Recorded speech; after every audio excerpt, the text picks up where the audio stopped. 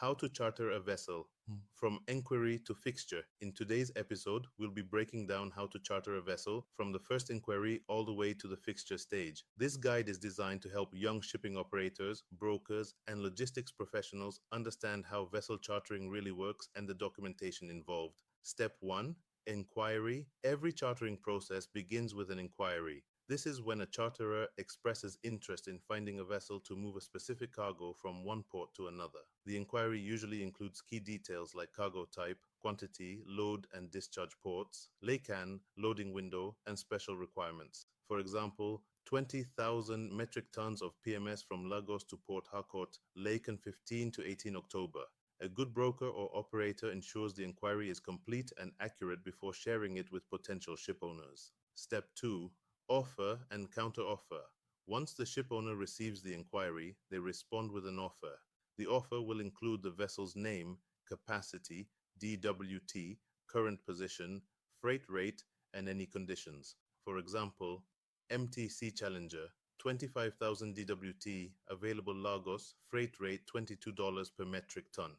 If the charterer isn't satisfied with the rate or terms, they send a counteroffer.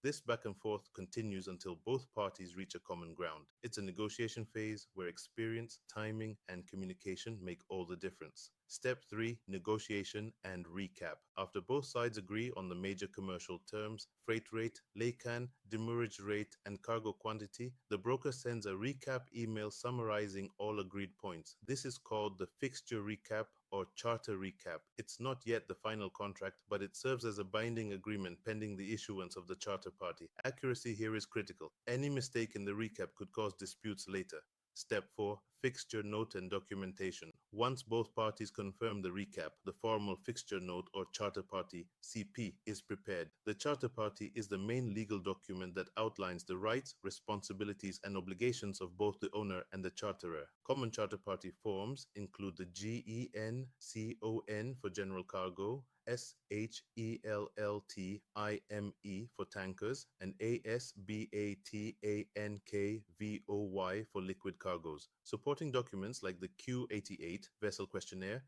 bill of lading format, and insurance certificates are also exchanged at this stage. Key documents in chartering. Every chartering process involves a set of vital documents. Inquiry form sent by the charterer to specify cargo and voyage details.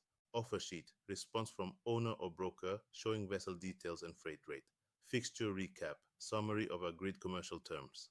Charter party, CP, the formal contract between ship owner and charterer.